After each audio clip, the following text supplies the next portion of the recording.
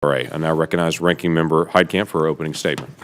Thank you, Chairman Langford. I don't want to give an extensive opening statement. He took most of the material already anyway. But Mr. Chairman did.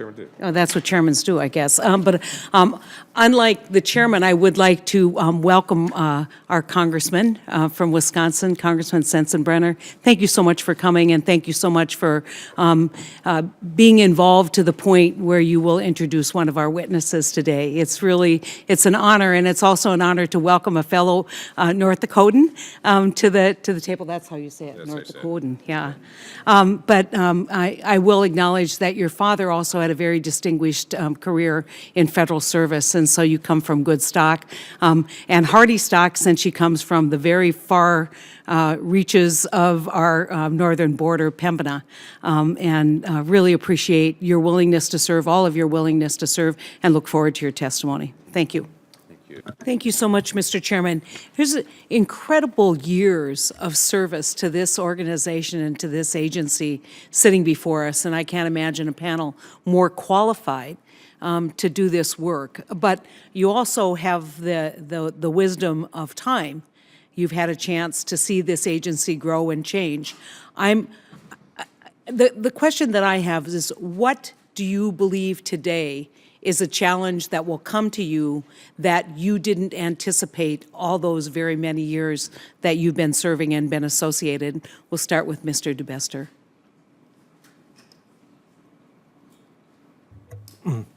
Well, the world, of course, is always rapidly changing, and that certainly applies to the field of labor management relations. I think that probably one of the changes that's a fairly recent change that I think will remain a challenge in the years ahead is the approach, in this case, our agency brings to the resolution of disputes. On the one hand, of course, we have a very direct statutory responsibility for resolving particular cases, and that remains fairly constant over time. But we also have responsibility in our statutes that's referred to earlier to provide leadership and guidance to help agencies throughout the federal government develop successful labor management relations programs. And I think, among other things, the kind of outreach that we've done over the last few years in terms of training them and developing their skills and abilities to improve their own relationships. And so agency representatives and labor representatives can learn how to resolve more of their disputes, even voluntarily, so that a lot of the disputes that come to us will not necessarily come to us anymore. Because day in and day out throughout the federal government, it's those agency reps and those labor reps who have to work together, who have to address the problems that are unique to their agency. And by giving them the problem-solving skills, learning how to treat with certain situations through the use of alternative dispute resolution services, I think is and has been a recent challenge, but will remain a challenge in the future, in my view. Okay, thank you. Ms. Kiko? Thank you, Senator Heitkamp. I would say that the immediate challenges, not disagreeing at all with Mr. DeBester, I would certainly agree with those, but I would also say that cybersecurity is an issue that is facing all of the agencies right now, and I would take that as a very serious concern for every agency. But also, I believe the backlog that is sitting there at the moment, we'd like to get those moved. How does that compare to your recollection back when you were previously with the agency? When I was with the General Counsel, there was a backlog waiting for me when I got there, and I'm sure there's a backlog waiting for a full complement of the authority when we get there. So, is it worse today than what it was, 10 years ago? At the time I was there, I don't recall what the current, that right now there's a general counsel. So when I came in as a general counsel, there was not a general counsel for several months, and so there had been an inability to file any kind of unfair labor practice complaints or decisions on appeals, and so those decisions were waiting for me to be issued. At the current moment, we have a general counsel, so from that perspective, I don't think there's anything waiting there to be decided. On the authority side, I don't have anything to compare it to since I wasn't on the authority side. Okay. So. You know, we always say justice delayed is justice denied, and I agree that we need to make decisions in a timely fashion. Mr. Abbott? But, Senator, just as when Congress enacted our statute in 1978 and the original members of the authority, when the statute was created, just as they could not have anticipated a workforce that had computers at every desk, the availability of email, and the ability of enemies of the country to have access to our security and cyber systems and to wipe out swaths of information in a moment. I think we cannot, sitting here, anticipate all of the changes that will be coming during our terms. And I believe that requires that the authority be certain to maintain its relevancy to the labor management community by looking at our statute and being clear in our decisions to give a roadmap to our customers, which is the labor relations community. In response to a question regarding political difficult choices in your policy questionnaire, each of you stated you don't make political choices, which I think is great. But could you describe a time when you made a difficult or unpopular decision or choice that you thought was in the best interest of the country or your agency? You know, probably just give me the one of the most difficult decisions that you've had to make.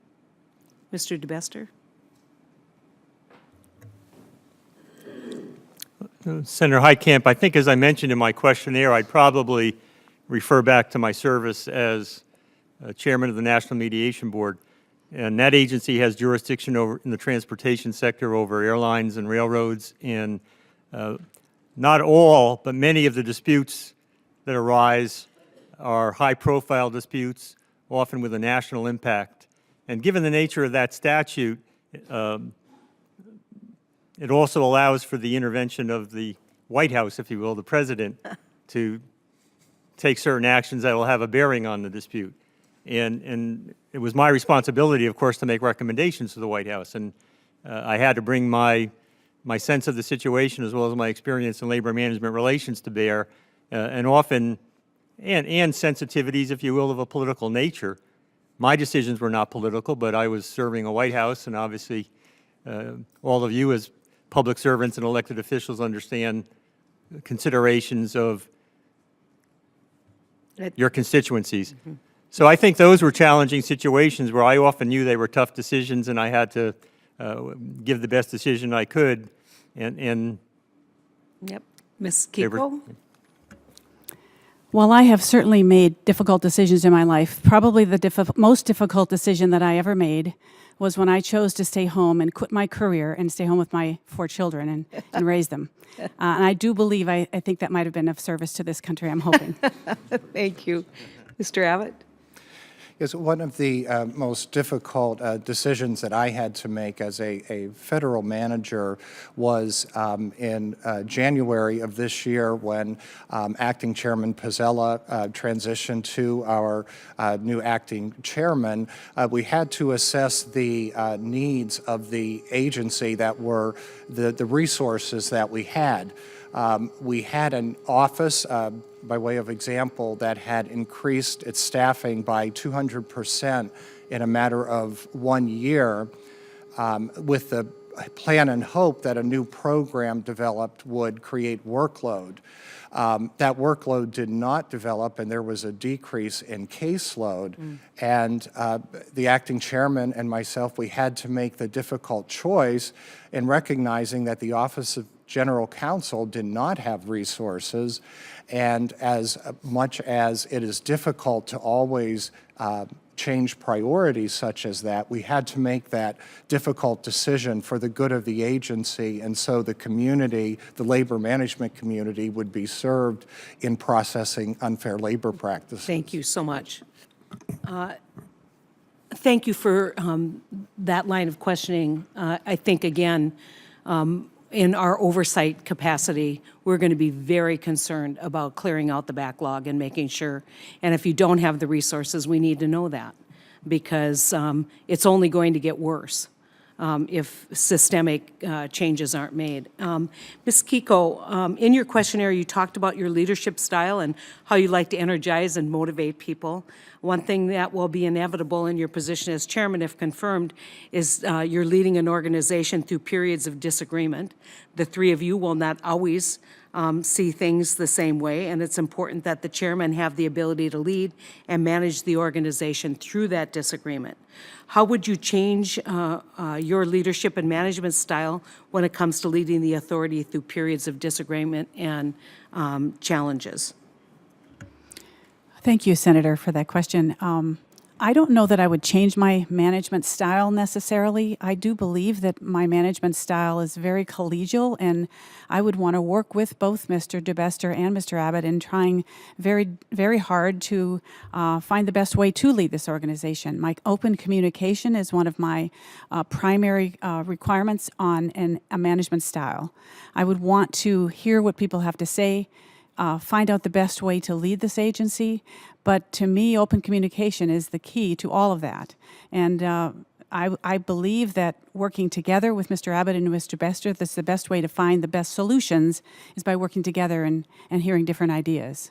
If that answers your question, I don't know. I think it does. I think one of the great challenges that you might have is trying to figure out how you're going to work through this backlog and how you're going to challenge an entire organization to make decisions in a way that is, is very attentive to the facts and not shortchanging anything, but also clearing this docket, because those challenges will continue and it will get bigger and bigger. The problem will be bigger, and it's going to take a lot of communication. It's going to take a lot of leadership. And as I said in my opening statement, you're three incredibly qualified candidates, but you're coming in at a time when we need to know that it's not business as usual, that things will get done in a timely fashion. So thank you for that answer, and good luck to all of you.